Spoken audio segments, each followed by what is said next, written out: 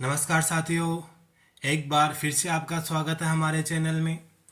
हम आज का वीडियो लेकर आए हैं कि वेद वेद क्या होते हैं, कितने प्रकार के होते हैं, हम इसके बारे में चर्चा करेंगे। तो चलिए प्रारंभ करते हैं।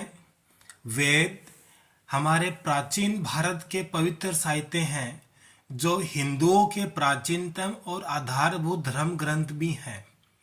वेद विश्व के सबसे प्राचीन साहित्य भी हैं। भारतीय संस्कृति में वेद सनातन वर्णाश्रम धर्म के मूल और सबसे प्राचीन ग्रंथ है। वेद शब्द संस्कृत भाषा के विद ज्ञान धातु से बना है। इस तरह वेद का शाब्दिक अर्थ ज्ञान है। इसी धातु से विदित, विद्या और विद्वान जैसे शब्द आए हैं। वेदों को अपौरुषेय माना जाता है। अपौरुषेय मीन्स होता है जिसे कोई व्यक्ति न कर सकता हो, यानी कि ये ईश्वर प्रदत्त है, उन्हें हम अपौरुषेय कहते हैं। यह ज्ञान विराट पुरुष से व कारण ब्रह्मा से श्रुति परंपरा के माध्यम से सृष्टिकर्ता ब्रह्मा जी ने प्राप्त किया माना जाता है। अर्थात कैसे माना जाता है ये ज्ञान विराट पुरुष से व कारण ब्रह्मा से श्रुति परंपरा अर्थात श्रुति के सुने हुए के माध्यम से सृष्टिकर्ता ब्रह्मा जी ने प्राप्त किया माना जाता है। यह भी मान्यता है कि परमात्मा ने सबसे पहले 4 महर्षियों, जिनके अग्नि, वायु, आदित्य और अंगिरा नाम थे, के आत्माओं में क्रमशः ऋग्वेद, यजुर्वेद, सामवेद और अथर्ववेद का ज्ञान दिया। उन महर्षियों ने फिर यह ज्ञान ब्रह्मा जी को दिया। इन्हें श्रुति भी कहते हैं, अर्थात जिसका अर्थ होता है सुना हुआ ज्ञान। अन्य आर्य ग्रंथों को स्मृति कहते हैं, यानी वेदज्ञ मनुष्यों की वेदानुगत बुद्धि या स्मृति पर आधारित ग्रंथ। स्मृति मीन्स होता है वेदज्ञ मनुष्यों की वेदानुगत बुद्धि या स्मृति पर आधारित ग्रंथ। वेद मंत्रों की व्याख्या करने के लिए अनेक ग्रंथों जैसे ब्राह्मण ग्रंथ, आरण्यक और उपनिषद की रचना की गई। इनमें प्रयुक्त भाषा वैदिक संस्कृत कहलाती है, जो लौकिक संस्कृत से कुछ अलग है। ऐतिहासिक रूप से प्राचीन भारत और हिंद आर्य जाति के बारे में वेदों को एक अच्छा संदर्भ स्रोत माना जाता है। संस्कृत भाषा के प्राचीन रूप को लेकर भी इनका साहित्यिक महत्व बना हुआ है। वेदों को समझना प्राचीन काल में भारतीय और बाद में विश्व भर में एक वार्ता का विषय रहा है।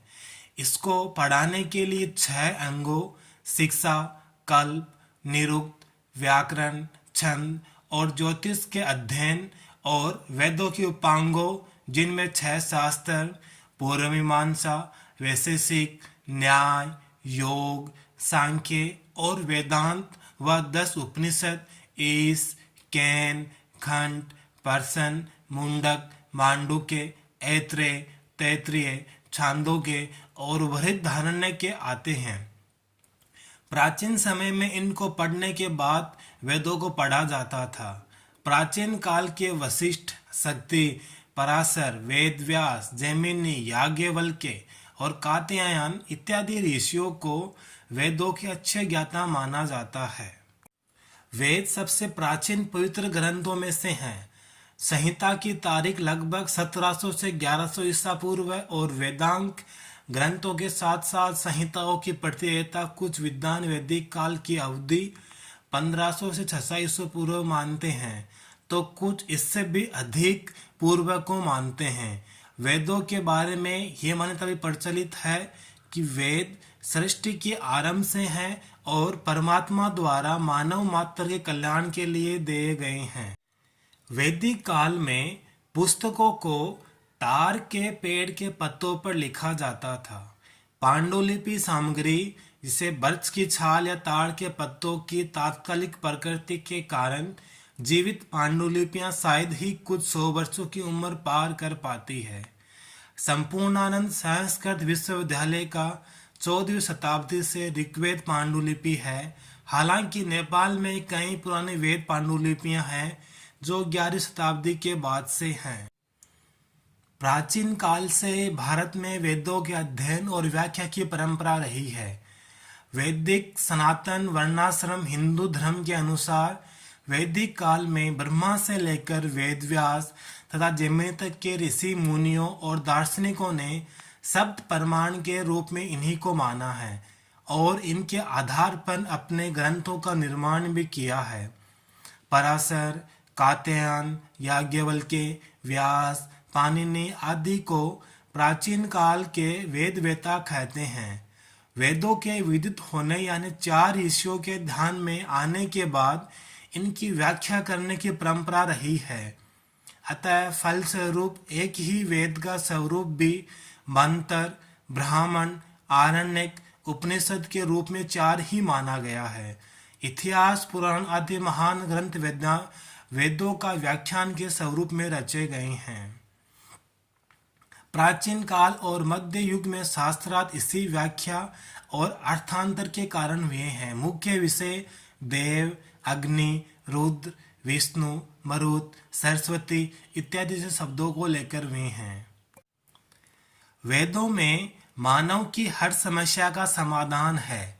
वेदों में ब्रह्मा जिन्हें हम ईश्वर, देवता, ब्रह्मांड, ज्योतिष, गणित, रसायन, औषधि, प्रकृति, खगोल, भूगोल, धार्मिक नियम, इतिहास, रीति रिवाज आदि लगभग सभी विषयों से संबंधित ज्ञान है। वेद मानव सभ्यता के लगभग सबसे पुराने लिखित दस्तावेज हैं। वेदों की 28,000 पांडुलिपियां भारत में पुणे के भंडारकर ओरिएंटल रिसर्च इंस्टीट्यूट में रखी हुई है। इनमें से ऋग्वेद की 30 पांडुलिपियां बहुत ही महत्वपूर्ण है। जैसा कि हमने बताया था कि वेद 4 प्रकार के होते हैं, तो 4 ऋषियों के माध्यम से हमें वेद प्राप्त हुए हैं। तो शतपथ ब्राह्मण के श्लोक के अनुसार अग्नि ऋषि, वायु ऋषि, आदित्य और अंगिरा ने तपस्या की और ऋग्वेद, यजुर्वेद, सामवेद और अथर्ववेद को प्राप्त किया। प्रथम 3 वेदों को अर्थात अग्नि को ऋग्वेद से, वायु को यजुर्वेद से, सूर्य को सामवेद से जोड़ा जाता है और अथर्ववेद को अंगिरा ऋषि से जोड़ा जाता है। एक ग्रंथ के अनुसार ब्रह्मा जी के 4 मुख से वेदों की उत्पत्ति हुई है।